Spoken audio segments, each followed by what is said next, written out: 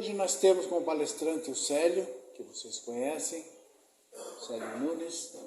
Ele vai nos trazer o capítulo 15 do Evangelho segundo o Espiritismo. Fora da caridade não há salvação. Eu esqueci de cumprimentar nossos amigos de casa, né? Então, que todos sejam, né, abençoados com o conteúdo da nossa palestra do dia de hoje. Um beijo para todos.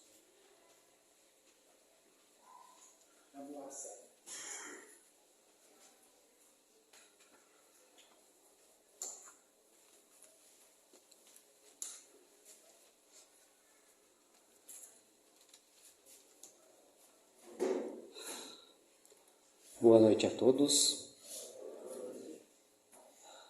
ao pessoal de casa também. Como sempre, é uma alegria e também um desafio, né? Falar aos outros de algo de que normalmente nós mesmos ainda temos muito que refletir e que se melhorar sobre isso. Eu acho que desde a primeira vez, da primeira palestra que eu dei,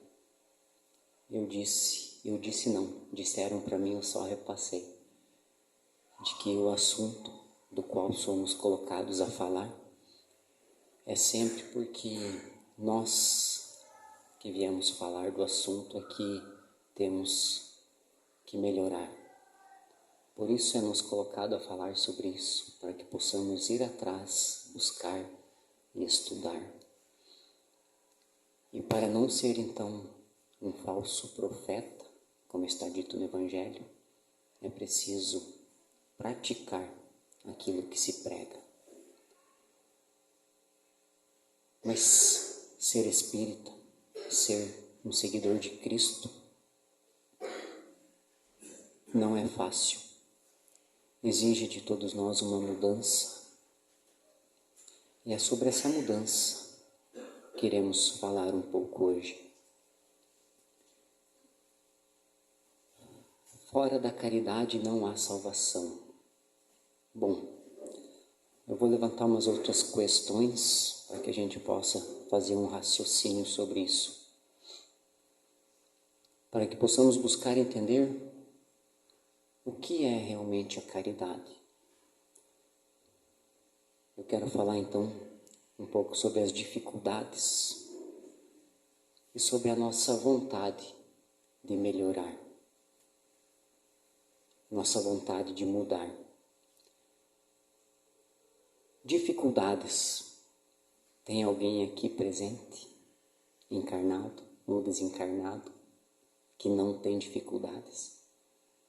Se tiver, por favor, se apresente. Que nós vamos pedir a receita daí, né? Dificuldades.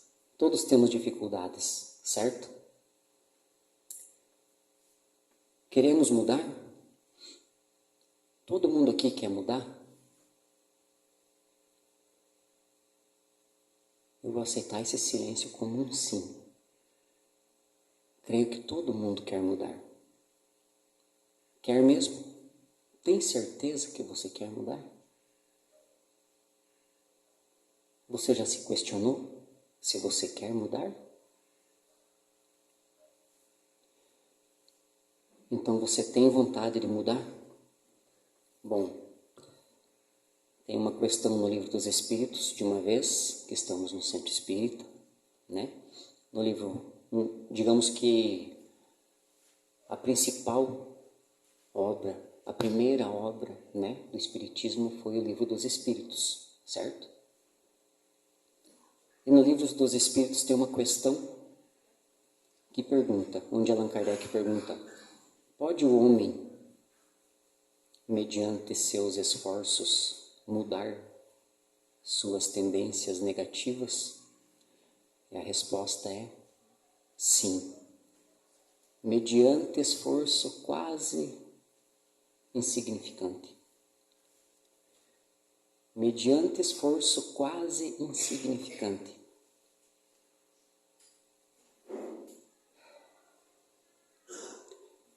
Então pode o homem mudar? Pode. Aqui está dizendo que é fácil, certo? Mas o que nos falta?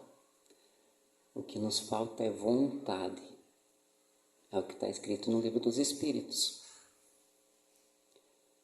Então eu repito a pergunta: tem alguém aqui que não tem vontade de mudar? Porque ou nós estamos errados, ou o Livro dos Espíritos está errado. Porque no Livro dos Espíritos diz que o que nos falta é vontade. E aí, nós temos a vontade de mudar? Sim ou não? Quem que está errado? Nós ou o Livro dos Espíritos?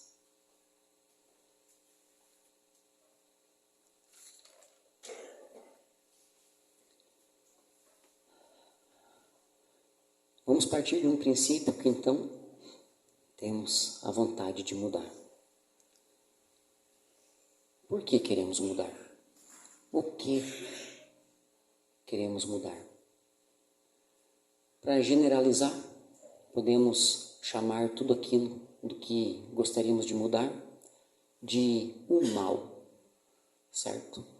Seja uma doença, seja uma má inclinação, seja um vício, não importa. Vamos chamar apenas como um mal, para que possamos simplificar, né? O nosso tempo aqui é limitado.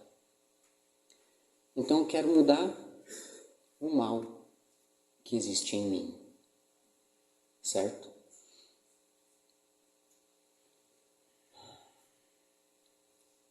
É fácil mudar o mal que está em mim? O que eu preciso fazer? Mais uma questão do Livro dos Espíritos. O que eu preciso fazer para alcançar a felicidade e vencer o mal? Um sábio da antiguidade já vos disse: conhece-te a ti mesmo. Então vamos de novo. Eu tenho vontade de mudar? Tenho. E por que eu não consigo? Se o Livro dos Espíritos não está mentindo, se mudar é fácil, se o que vos falta é vontade, opa, calma aí, vontade eu tenho, ok, então por que eu não consigo? Onde é que está o erro? Temos que concordar que tem alguma coisa que não está fechando nessa história, né? Então eu tenho a vontade de mudar, mudar o quê? O mal. Se para alcançar a felicidade e vencer o mal, basta eu conhecer a mim mesmo? Então a pergunta agora muda. Eu me conheço? Você se conhece?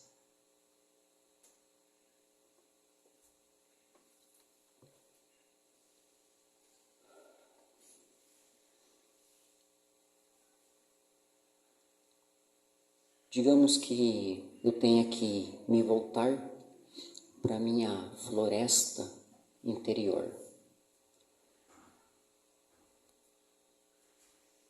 Aí tem o meu lado corajoso e o meu lado covarde.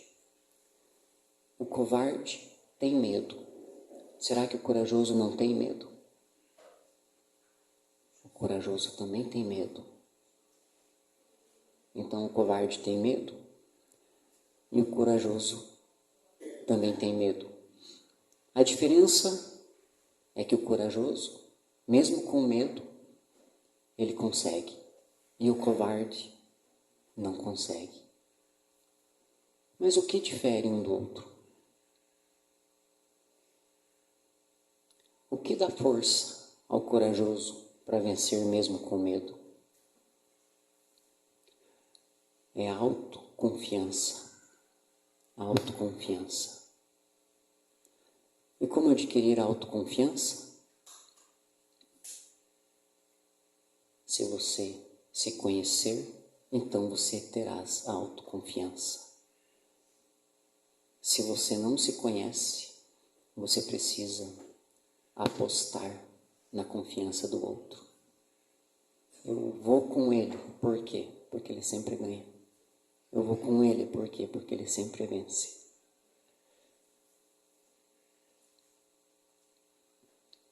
Mas para mudar, o que eu preciso fazer?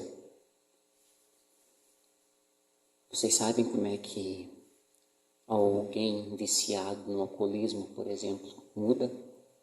Todo mundo sabe, né? O que ele primeiro precisa fazer? Admitir. Certo? Talvez dos métodos que mais dá certo é nos alcoólicos anônimos. Por quê? Porque primeiro ele precisa admitir que ele é alcoólatra. Então, eu preciso admitir o quê? Que eu quero mudar? Ou será que é só da boca para fora que eu quero mudar? Mas o que me impede de mudar? O vitimismo? Chamar a atenção? Se pôr como coitadinho? O que me impede de mudar? Eu tenho a vontade de mudar, porque eu não consigo. Será que não é por causa dos meus hábitos?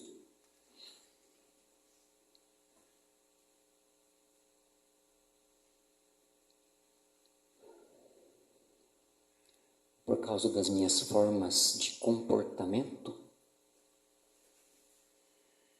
Se eu tenho a vontade de mudar, e se tendo a vontade de mudar é fácil, por que eu não consigo? Sabe aquela pessoa que fala, eu não quero mais isso, e pronto, e ela muda? Vocês já viram alguém assim? Você é assim? Não quero mais, e ponto final. E a mudança aconteceu. É fácil ser assim?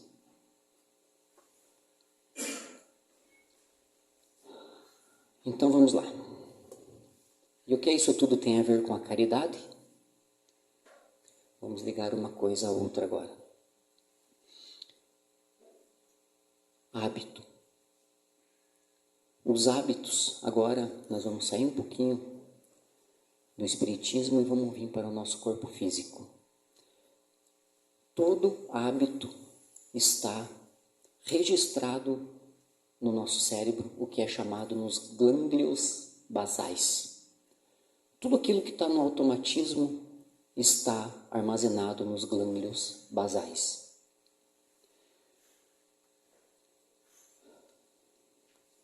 Então,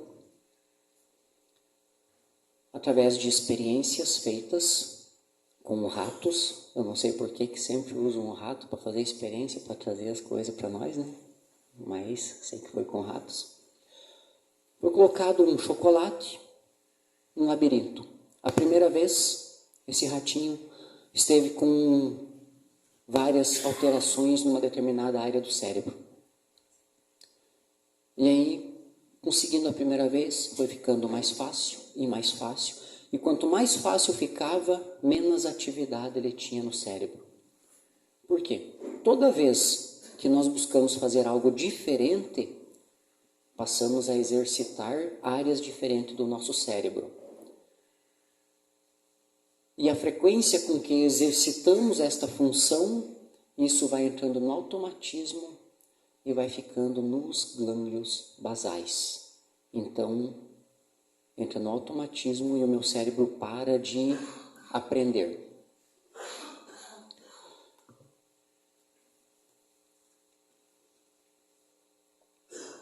E tudo que eu estou aprendendo, de novo, coloca em funcionamento uma área do cérebro chamado lobo pré-frontal. Então, toda vez que nós estamos fazendo algo de diferente do nosso normal, do nosso hábito, está em atividade uma área do cérebro chamado lobo pré-frontal, que seria a área da aprendizagem. Essa experiência foi descoberta em 2007. Porém, André Luiz disse no capítulo Usina do Pensamento que essa área do cérebro chamada lobo pré-frontal é a área cerebral responsável pela evolução humana,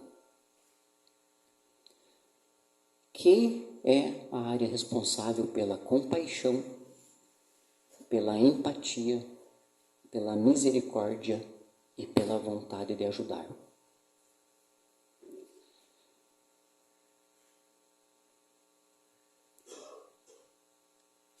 E agora mais uma pergunta. Qual é a diferença de filantropia e caridade?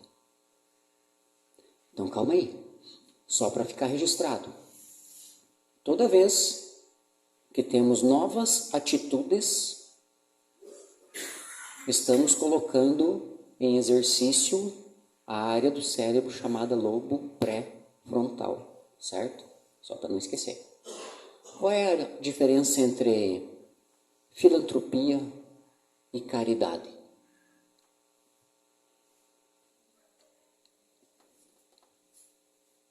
Eu creio que todos nós aqui cometemos atos de bondade, certo? O que achamos ser caridade. Mas quando é que eu sei se eu estou fazendo a caridade ou se eu estou apenas praticando a filantropia? Vamos esclarecer um pouco isso então. É diferenciada como doação custosa e doação não custosa. Então a filantropia é a doação não custosa. Por que não custosa? Porque eu vou fazer uma doação, mas vou deduzir do imposto de renda, por exemplo. Então foi uma doação não custosa.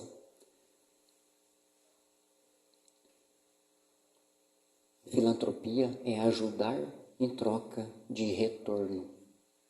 Então, quando eu ajudo alguém esperando, mesmo que seja esperando receber apenas um muito obrigado, eu estou fazendo esperando receber algo em troca. Então, isso não é caridade. Isso é filantropia. Certo? Mesmo que não vai te render nada financeiramente de volta, mas toda vez que você, consciente ou inconscientemente, faz a caridade esperando algo em troca, não é caridade. Isso é filantropia.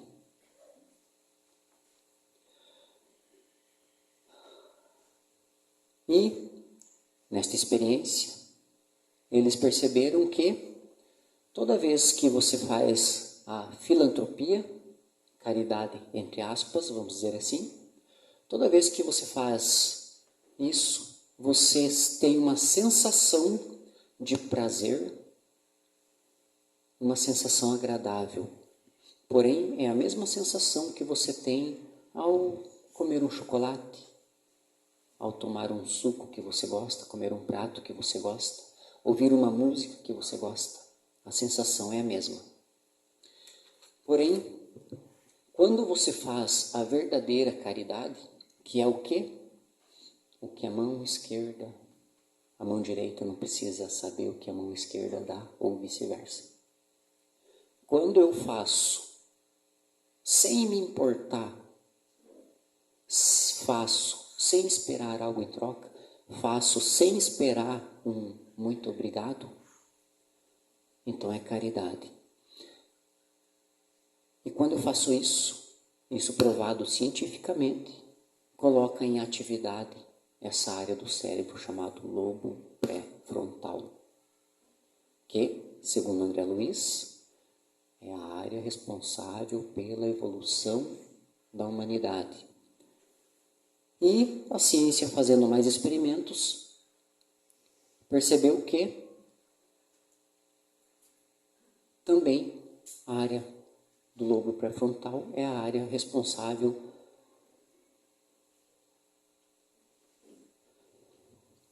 pela bondade, pela benevolência. Então, toda vez que eles colocavam alguém fazendo a caridade, essa área do cérebro entrava em atividade. E toda vez que alguém lembrava de um momento de caridade que fez, colocava em atividade essa área do cérebro.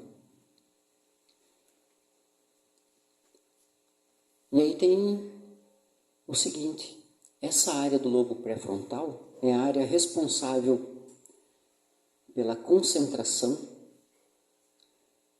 pela atividade do sistema imunológico, é a área responsável pela decisão e é a área responsável pelos processos criativos.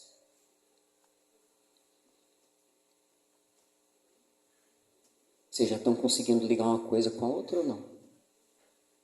Então quer dizer, quanto mais caridade eu faço, mais atividade eu tenho nessa área do cérebro. Quanto mais atividade nessa área do cérebro, mais aumenta o meu poder de decisão, mais aumenta o meu sistema imunológico e mais aumenta a minha criatividade. Entende? Então, se você analisar a vida daquela pessoa que toma decisão com facilidade, você vai perceber que ela faz a prática da caridade. Aquela pessoa que é saudável, por que ela é saudável? Porque tem um sistema imunológico forte. Então, se você analisar, é aquela pessoa que pratica a caridade com mais frequência.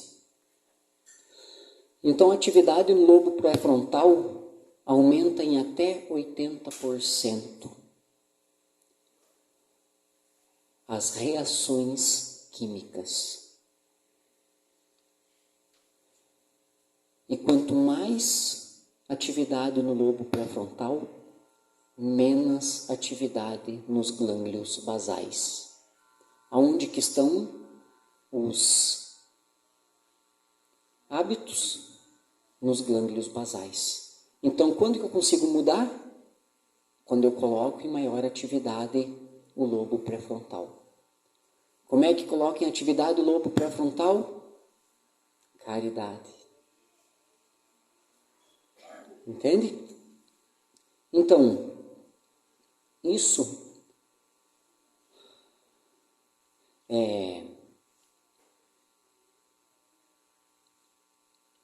como é que chama? Tem a ver com o nosso sistema neurológico, certo? Então, a caridade é uma doação custosa. Por que a caridade é uma doação custosa? Porque se eu não espero nada em troca, então custa o meu tempo, custa o combustível que eu gasto, custa, às vezes a gente compra algo para dar para alguém, custa, certo? Se eu vou simplesmente exercer um trabalho braçal para ajudar alguém sem esperar nada em troca, custa minhas energias, certo? Então, tudo aquilo que é uma doação custosa é caridade.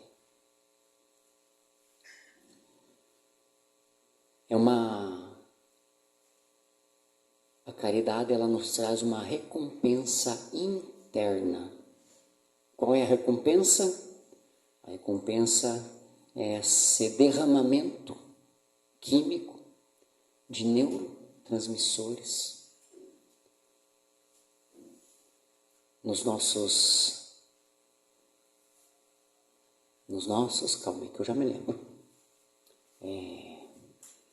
Tá bom, daqui a pouco eu lembro, esqueci. Sistema nervoso central, mas não é esse nome que eu ia falar, é outro, como é que é? Sinapses, nas nossas sinapses, certo?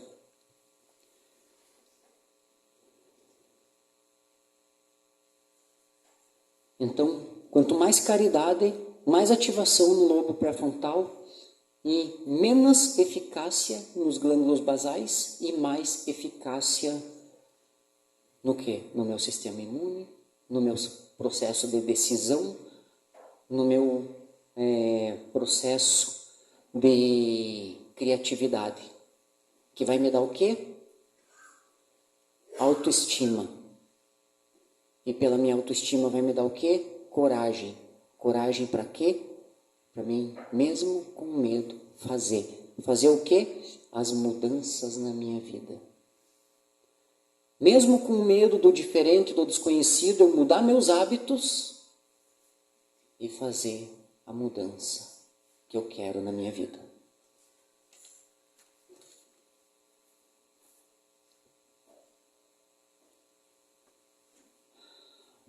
Então, uma historinha rápida. Uma mulher que ia ter a sua segunda lua de mel, eu ouvi a Nete Guimarães contando essa história. Eu tiro bastante do material dela, gosto muito. Então a história é o seguinte, uma mulher ia fazer a sua lua de mel pela segunda vez. E na véspera da lua de mel, o noivo chegou e falou que não queria mais. Tinha achado outra namorada mais jovem e não queria mais. E isso acabou com essa mulher. Ela entrou no álcool, enfim, entrou nos vícios. E ela começou a engordar, porque trouxe a ela ansiedade, depressão. Então ela começou a comer demais, engordou demais, viciada em álcool. E certo dia, ela estava dormindo embaixo de um viaduto. E quando ela acordou, ainda ressaqueada, ela viu do lado uma outra pessoa que estava morrendo por causa do uso de drogas. E ela foi até essa pessoa, e ela pensou, nossa, e tem gente pior do que eu. E ela então tirou suas vestes, sei lá, um casaco, para cobrir essa mulher. Naquele momento ela estava fazendo o quê? Uma doação custosa, certo? Caridade. E quando ela cobriu aquela mulher, ela estava com o seu lobo pré-frontal em atividade. E naquele momento ela falou, eu não quero isso para mim. Então ela fez uma afirmação no momento em que ela estava com o seu lobo pré-frontal em atividade. E aí a mudança foi assim. Então a diferença de quem fala não quero mais e pronto, e consegue, e aquele que promete e não consegue, a diferença está aí. Então, se a mesma pessoa, por exemplo, não vou mais fumar, não fuma mais, não vou mais beber e continua bebendo, a mesma pessoa, por que em uma situação ela consegue a mudança, em outra não? Porque no momento da mudança onde ela conseguiu, foi no momento onde ela estava com o lobo pré-frontal em plena atividade. A outra afirmação ela fez quando não estava com essa área cerebral em atividade. Entende?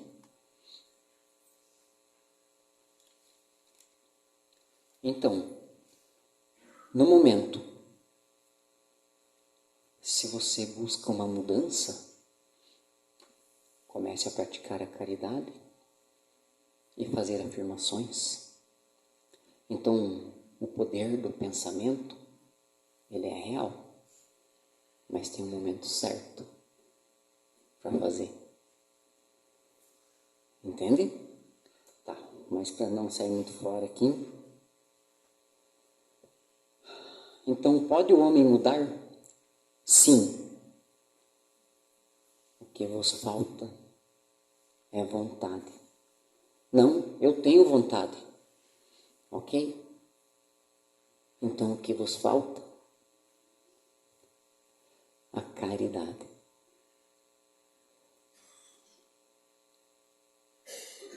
Então, a mudança não vem por merecimento.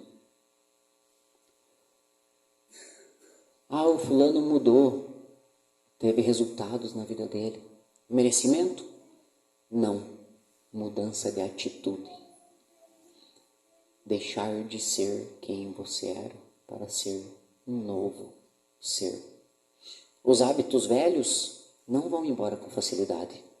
Vão estar sempre presentes. Ali, guardadinho, nos gânglios basais. Mas a mudança está aí, no lobo pré-frontal. E vai de você pôr ele em atividade ou não. E o que ativa o lobo pré-frontal? A caridade. Será que é por isso que o Espiritismo diz que sem a caridade não há salvação? Mas que coincidência, né? Coincidência? Não. Os Espíritos sabiam o que estavam falando. Então, mudança de hábito.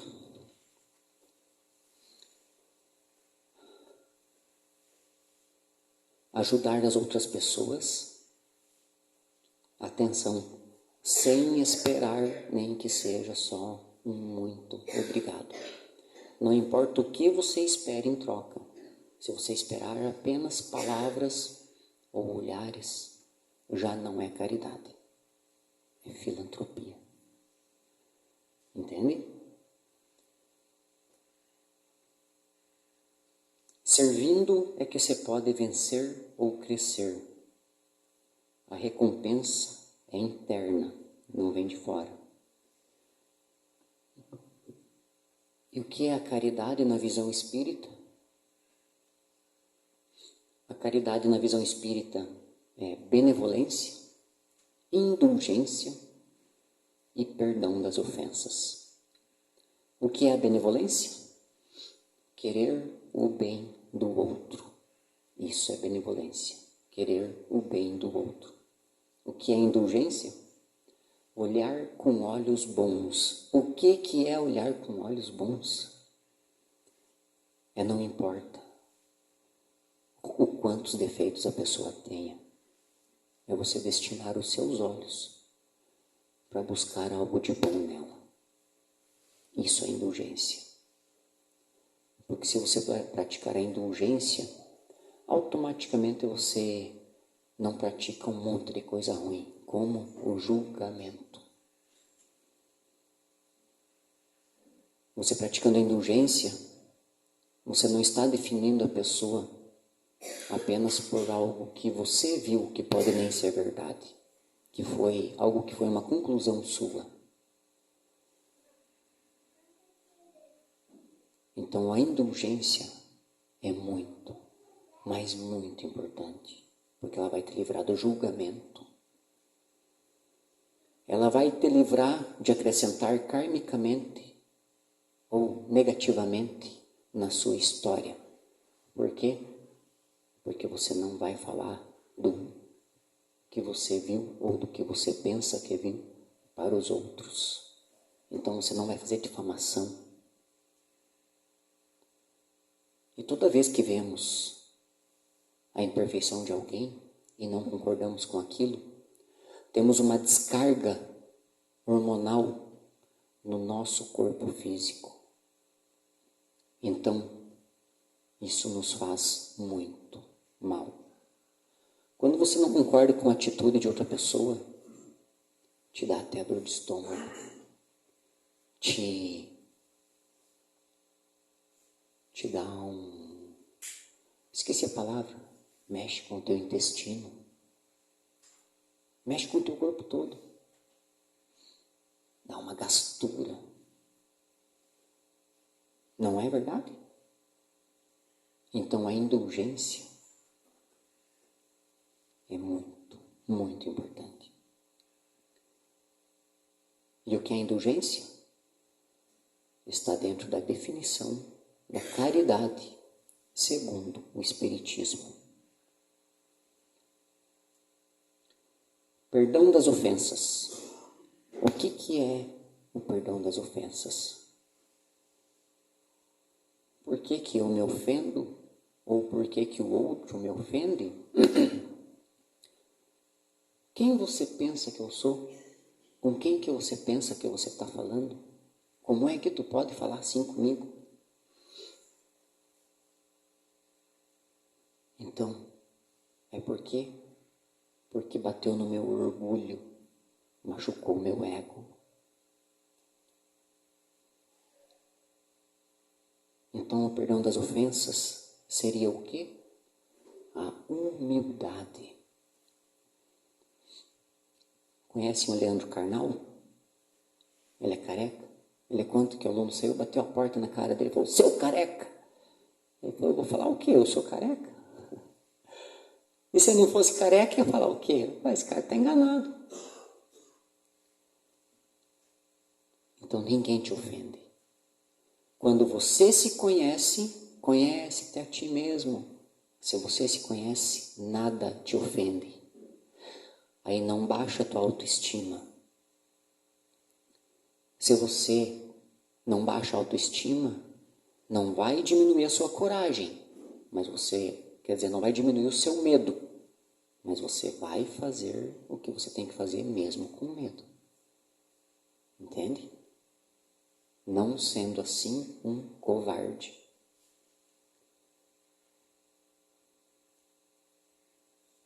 Então, por que as mudanças nos assustam? Porque somos covardes. Ser corajoso não é não ter medo. Ser corajoso é aceitar as mudanças da vida mesmo com medo. Certo?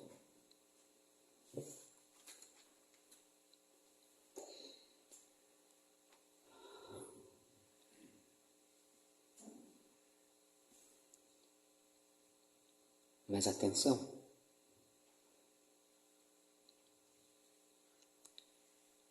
Para não ter orgulho de ser humilde. Olha o tipo dela, eu não sou assim. Olha como é que aquele cara anda de moto, eu não sou assim.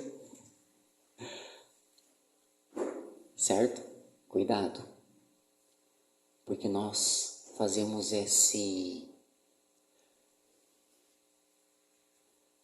essa confusão, achamos que estamos sendo benevolentes, indulgentes,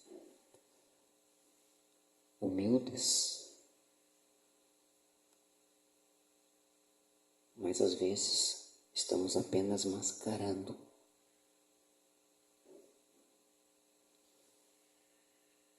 Então, segundo o Livro dos Espíritos, é possível mudar?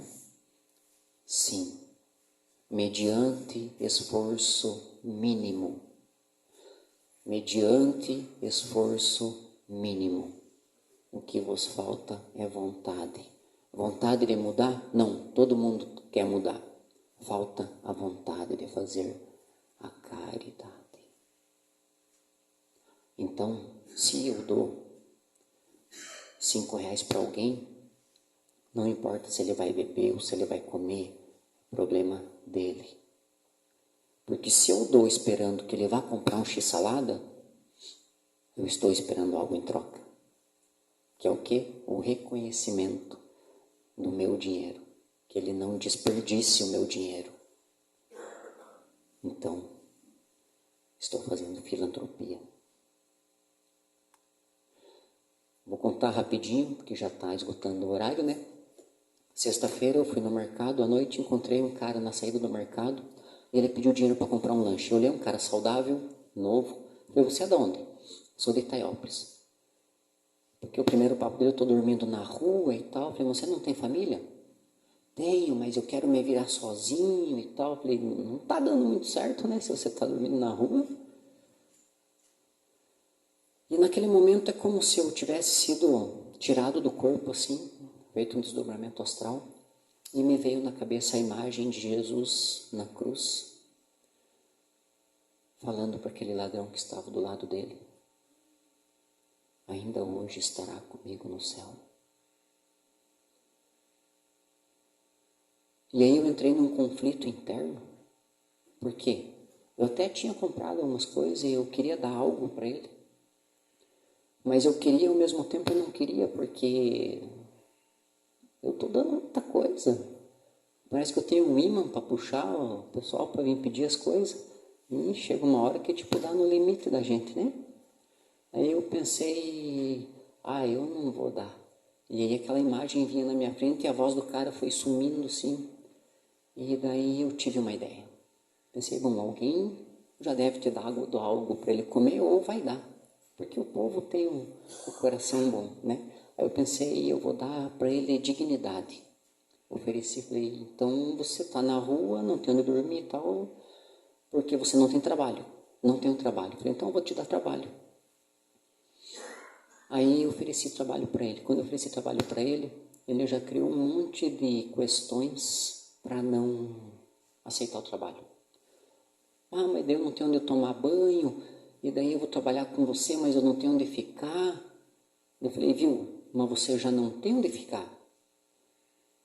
O trabalho vai poder te proporcionar que você arranje um lugar para você ficar e etc. Mas mesmo com aquele conflito interno, vamos dizer assim, eu não dei nada para ele. E eu fiquei muito mal depois. Fiquei muito mal depois, sabe?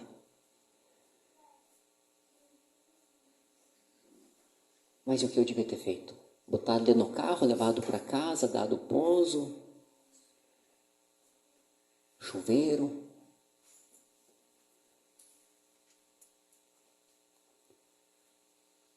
Então hoje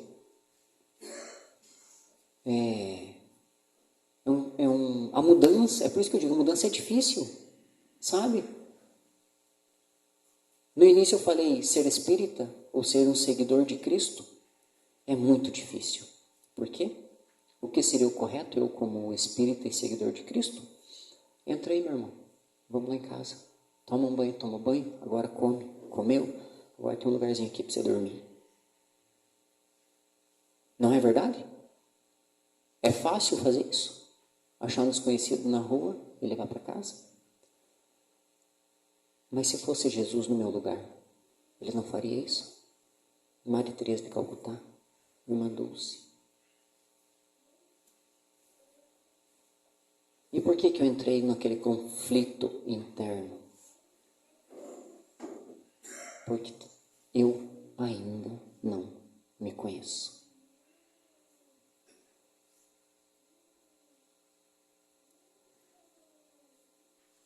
Entende? O Deus em mim falou alto, trouxe imagens de Cristo na cruz para me mostrar.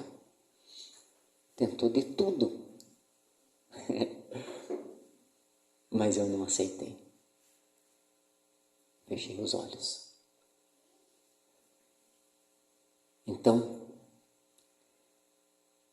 dá uma pensada, uma refletida essa noite. Tem certeza que você quer ser espírita? Tem certeza que você quer ser um seguidor de Jesus? Quer? Beleza. Mas esteja aberto à mudança. Esteja preparado para achar um... Você não precisa sair catando mendigo na rua. Mas se alguém vir até você, é Deus que colocou no seu caminho.